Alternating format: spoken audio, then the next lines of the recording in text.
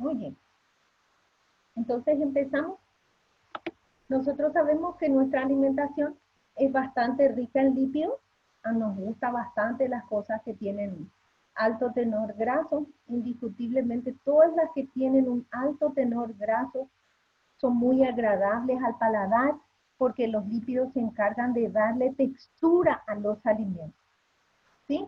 La crema de leche es muy utilizada en la pastelería, es muy utilizada a la hora de hacer, ¿cómo se dice? Pastas, principalmente. El sabor y la textura que aporta es indiscutible. Los alimentos sacian cuando tienen un alto tenor graso y cuando es escaso en graso parece que no tienen fuerza en el estómago, ¿verdad? Fuerza de contenido, a eso nos referimos.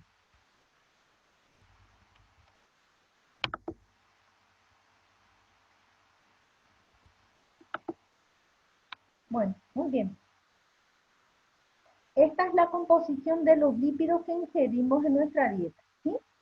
Tenemos triglicéridos o triacilgliceroles, tenemos colesterol libre, colesterol que siempre está esterificado con una molécula de ácido graso, un poco de fosfolípido que está presente en la membrana, principalmente muscular, y ácidos grasos libres.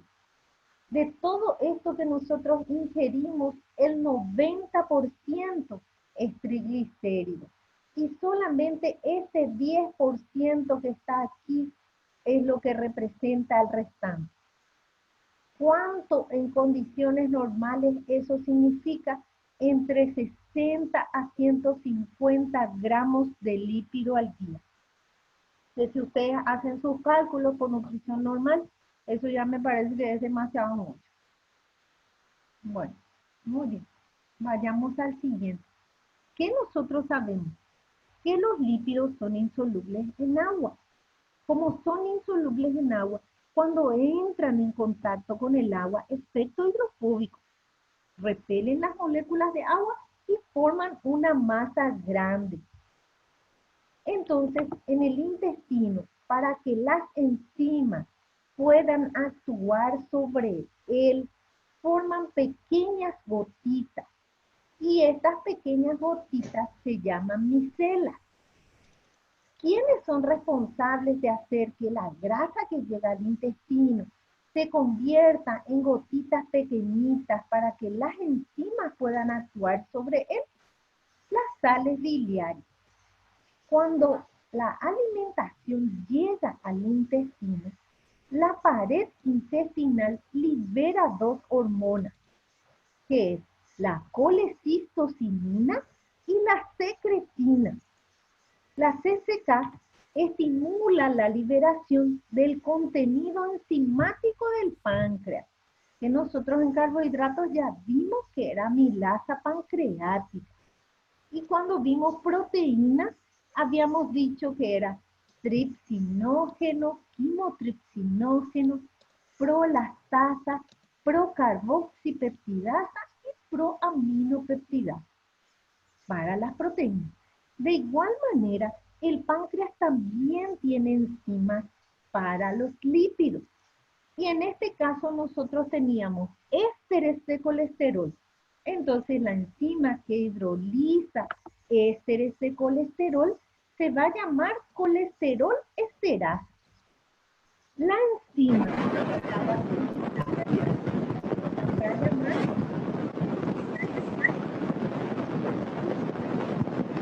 creo que alguien tiene abierto.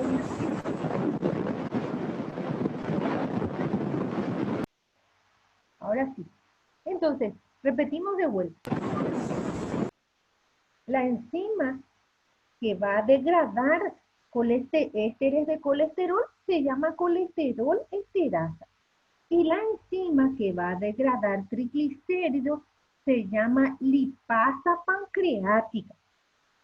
Y nos queda un tercer grupo que son los fosfolípidos. Y la enzima que degrada fosfolípidos se llama fosfolipasa A2.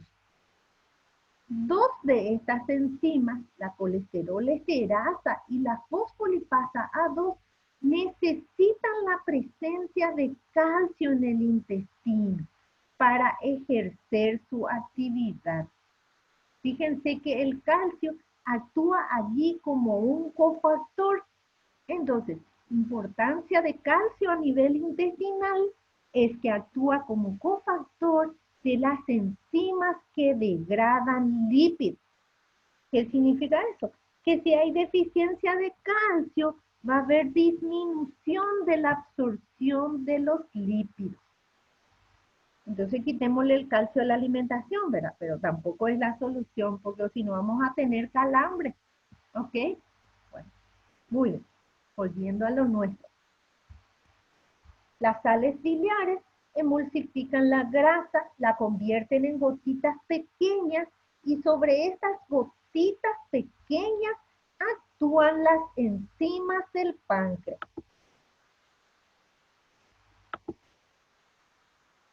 Esto es lo que dijimos hace rato.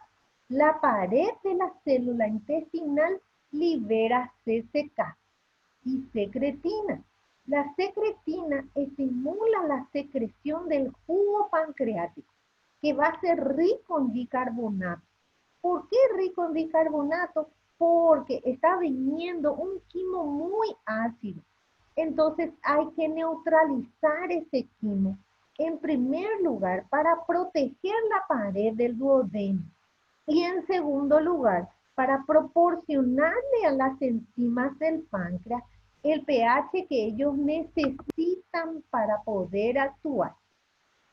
La CCK, sin embargo, tiene dos puntos de unión. Por un lado, sobre la vesícula estimula la secreción biliar y a nivel pancreático estimula la secreción de las enzimas digestivas.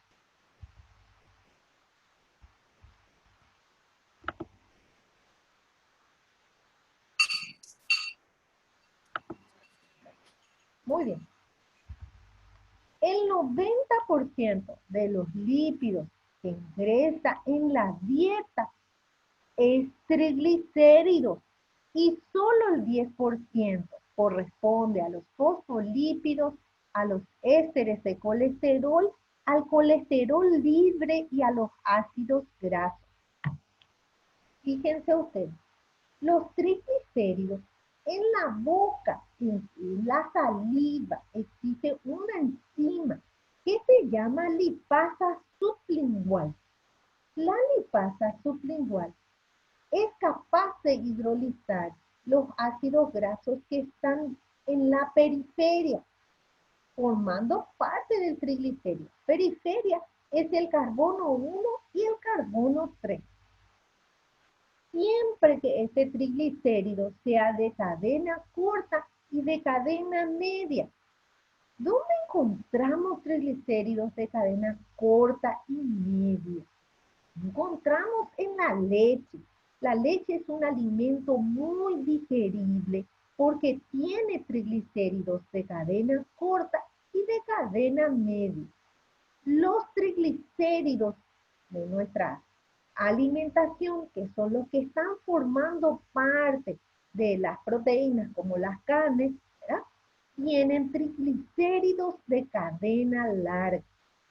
¿Cuál es el problema de la digestión en la boca? El mismo problema de carbohidratos y proteínas, que nosotros solamente masticamos una vez y ya tragamos el alimento. Entonces, no le damos tiempo a que la enzima ejerza con eficiencia su actividad. Además que las grasas no tienen un sabor tan agradable. Por lo tanto, lo primero que queremos hacer es tragar.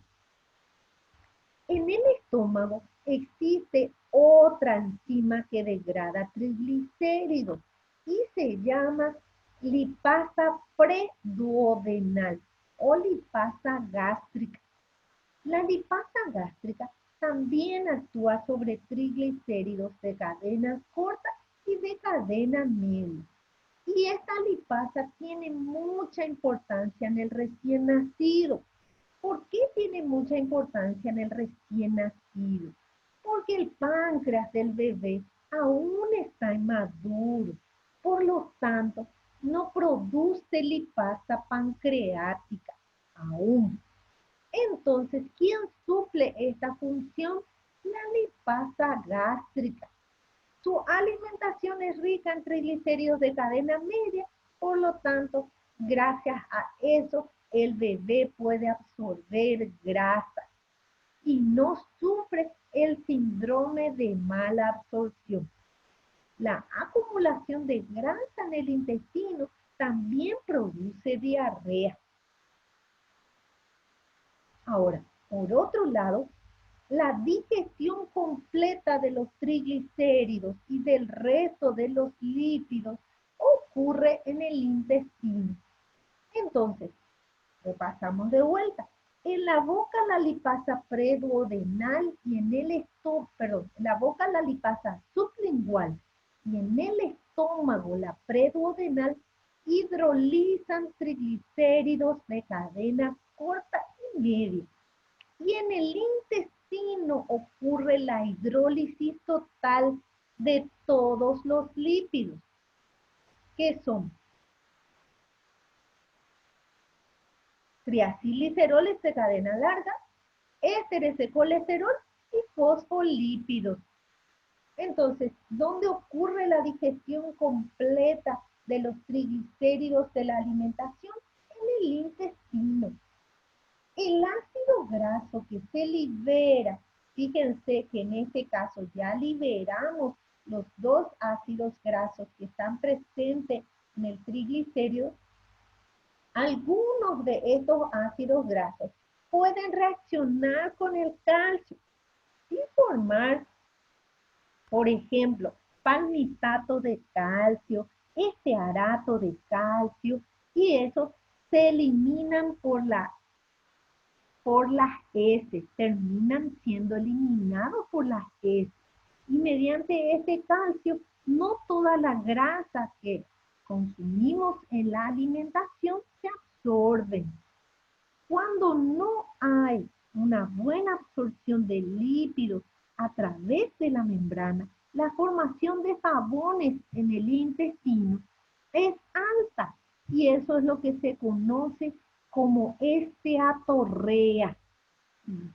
Grasa en las heces y produce heces abundantes y espumosas y generalmente se da en pacientes que tienen síndrome de mala absorción. Ojo con eso, porque el día de mañana, cuando tengan internados, ¿verdad? Internados, podrán ustedes, si el paciente, por ejemplo, tiene un CA de páncreas, puede tener un síndrome de mala absorción. Si el paciente tiene disminución de la secreción biliar, va a tener síndrome de mala absorción. Si tiene enfermedad de Crohn, que es una enfermedad donde todo el epitelio intestinal está pelado, ¿verdad? Y eso impidió que la pared esté íntegra para la absorción, vas a tener síndrome de mala absorción. ¿Y qué se tiene en el síndrome de mala absorción? Excesiva eliminación de grasa en forma de jabón, porque el ácido palmítico reacciona con el calcio para formar una sal, palmitato de calcio, y eso termina siendo eliminado por las heces.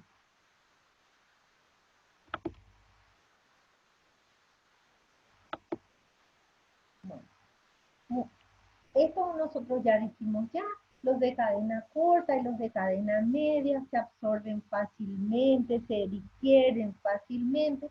¿Por qué? Porque en la boca y en el estómago ya hay enzimas que se encargan de esta digestión, mientras que la digestión del resto ocurre en el intestino.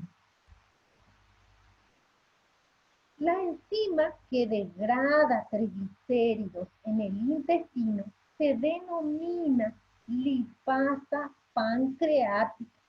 La lipasa pancreática hidroliza el ácido graso que está en la posición 1 y en la posición 3 y genera como producto 2-monoacilglicerol. Este 2-monoacilglicerol tiene dos posibilidades. ya se puede absorber como tal, o en todo caso hay una segunda enzima, que es la isomerasa, que traslada el ácido graso que está en la posición 2 a la posición 1, para que la lipasa pueda quitar todos los ácidos grasos del triglicérido y se absorba glicerol y 3 moléculas de ácidos grasos. La colesterol esterasa hidroliza el ácido graso que está unido al colesterol y genera como producto colesterol libre y ácidos grasos. Estas dos moléculas ya pueden atravesar la mucosa intestinal. En el caso de los fosfolípidos, necesitamos fosfolipasa A2. La fosfolipasa A2 hidroliza el ácido A2. Okay. La A1 hidroliza el ácido graso que está en la posición 1.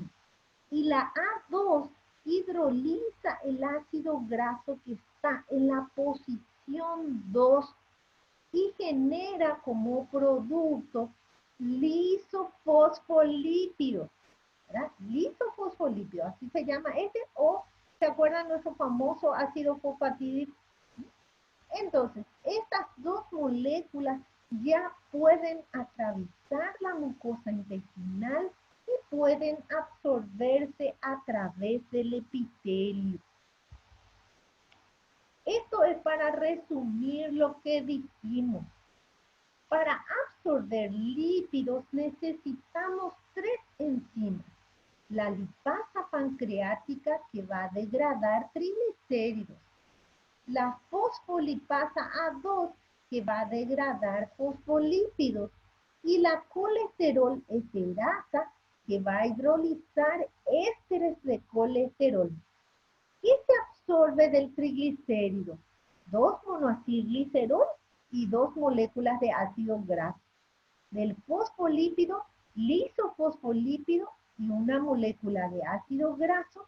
Y de los ésteres de colesterol, colesterol libre y una molécula de ácido graso. En la pared del intestino, fíjense que atraviesan, ¿verdad? Porque son moléculas hidrofóbicas, solamente utilizan difusión pasiva, y en el caso de los diglicéridos sí pueden utilizar un transporte activo que también está asociado a la bomba sodio-potasio ATPasa, y se almacenan temporalmente antes de transportarse en el interior de una lipoproteína que se llama kilomicrón. Lo mismo ocurre con el colesterol. El colesterol ingresa al interior del enterocito, vuelve a sintetizarse ésteres de colesterol y se empaca en esta molécula lipídica que forma una bolsita en cuyo interior se van las grasas y las vitaminas liposolubles.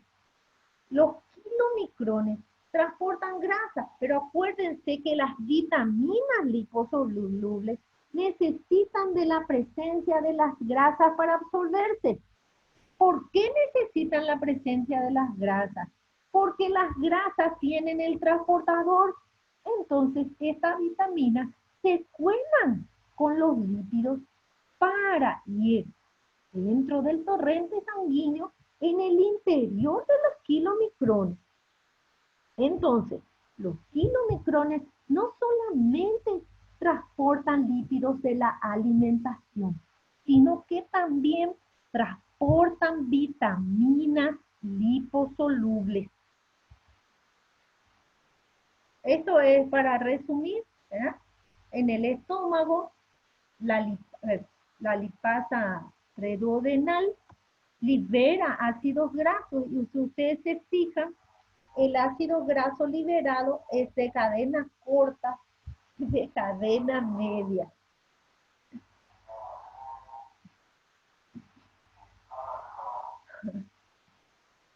Un segundito, por favor. Me recuerda a ese tipo de la mañana acá, no sé de qué programa era que le tiró mala onda a Chipa Barrero, ¿verdad? Por haber pasado cerca de su casa y esa onda por ahí. ¿No? Bueno, muy bien. Entonces, fíjense, los ácidos grasos de cadena corta van directo a la vena porta, ingresan en el torrente sanguíneo directamente. Cuando ingresan en el torrente sanguíneo, no siempre necesitan un transportador porque son solubles en agua. Entonces, estos ya van directo al hígado. Lo mismo ocurre con los ácidos grasos de cadena corta que llegaron hasta el intestino. Se dirigen directamente al hígado. Sin embargo, el resto de los lípidos se reesterifican en la mucosa intestinal, se almacenan temporalmente en el kilomicrón hasta que el kilomicrón esté lleno y posteriormente el kilomicrón se dirige al conducto linfático, no entra a la circulación sanguínea, sino que el conducto linfático se encuentra paralelo a la columna vertebral del intestino, entra en ese tubo que está paralelo a la columna vertebral y viene hasta la altura de la subclavia, ¿sí?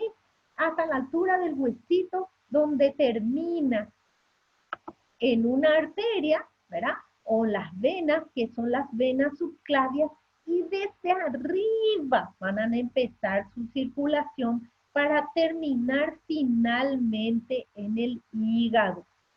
Quiere decir eso que todos los órganos primero tienen su lípido correspondiente hasta que lo que sobró es lo que termina finalmente en el hígado. Entonces, la circulación, ¿verdad?, diferenciada de los lípidos se basa en que ellos, en lugar de ingresar directamente a la vena porta, ingresan a la circulación linfática y a partir de ahí terminan en la circulación general.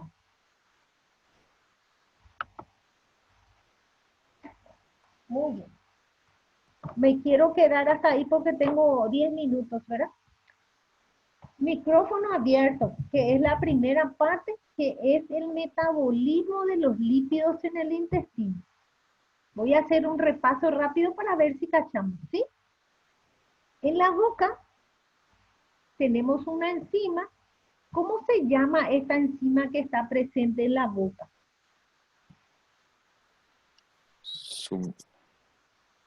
Acuérdense de la lengua. Debajo de la lengua está la... Sublingual. Correcto. La enzima se llama lipasa sublingual. ¿Sobre qué tipo de lípidos actúa la lipasa sublingual?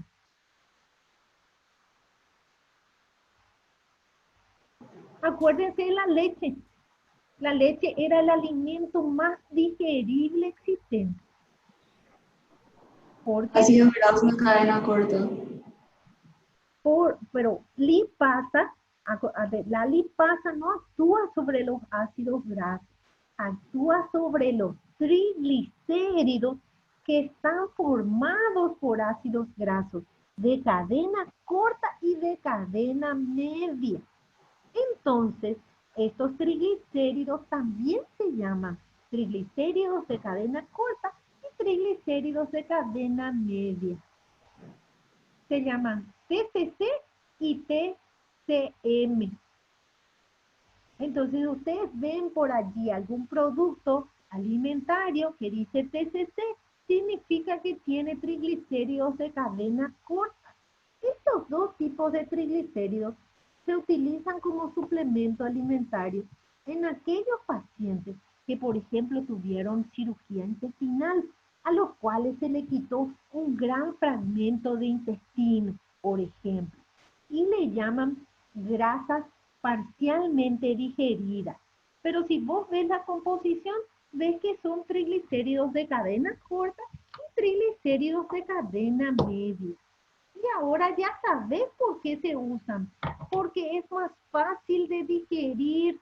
Entonces, si vos te cortaste un fragmento grande de intestino a tu paciente porque tenía un cáncer de intestino, no importa si es intestino delgado o intestino grueso, está posibilitando la absorción de grasas directamente en el estómago.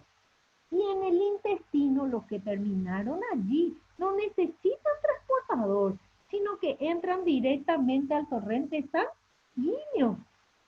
Eso no es un excelente suplemento alimentario. Pregunto, si tiene tantas ventajas desde el punto de vista digestivo. ¿Qué piensan ustedes? Hola, ¿me escucharon? Sí, Tipo Talía. ¿Me escuchan? ¿Sí? ¿Se entiende? ¿Sale bien el Sí, audio? profe. ¿Sí?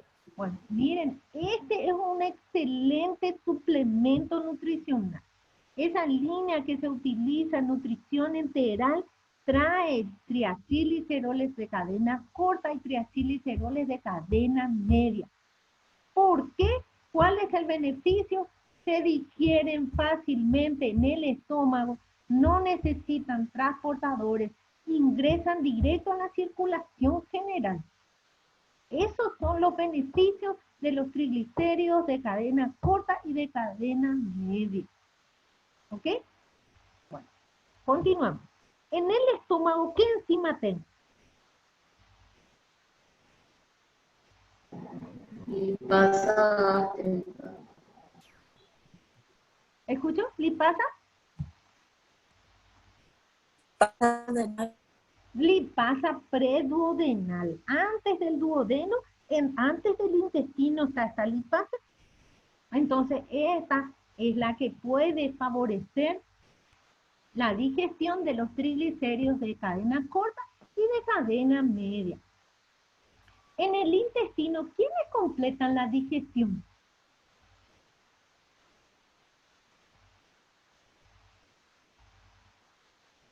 ¿Qué enzimas completan la digestión en el intestino?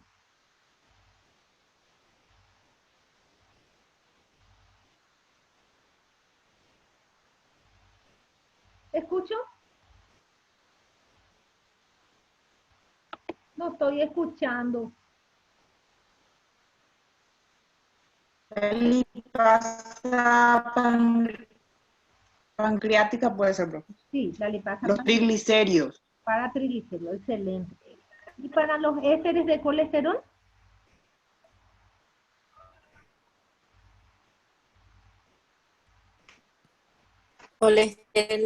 Colesterol, esterasa. Correcto, colesterol, esterasa. ¿Y para los fosfolípidos?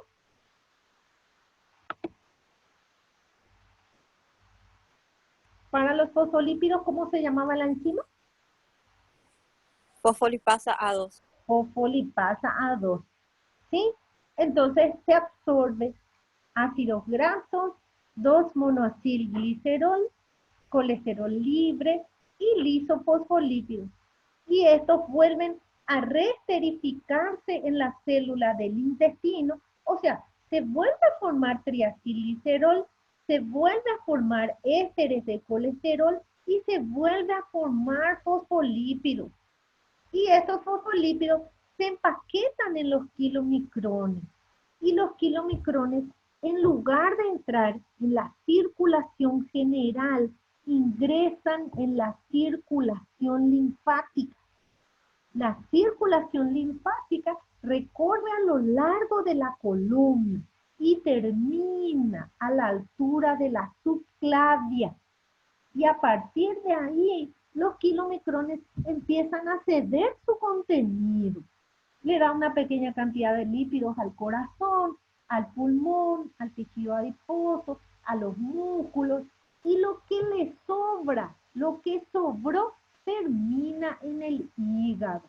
Pero primero, el resto de los tejidos reciben su aporte y por último, termina en el hígado.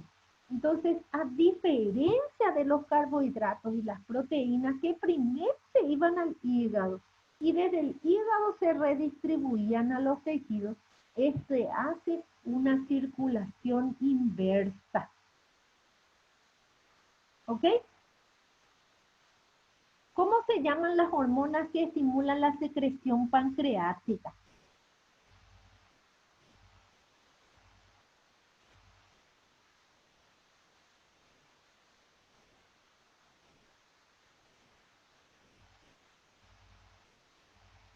¿Hola? ¿Me escuchan? Colecistocinina y secretina. Colecistocinina y secretina. ¿Y qué se necesita para la acción de las enzimas en la luz del intestino? ¿Cuál es el factor extra que permite que las enzimas logren actuar sobre el lípido? Parece que hoy no nos despertamos para nada, ¿eh? Ácidos biliares. No se olviden que la CFK actúa sobre la vesícula biliar para liberar sales biliares. ¿Por qué necesitamos sales biliares para degradar grasas en el intestino?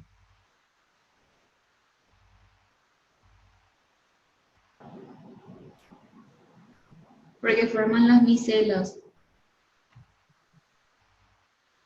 Las sales biliares forman las micelas, que son las gotitas más pequeñas, pero nosotros necesitamos sales biliares para evitar que las grasas formen una masa grande, inaccesible.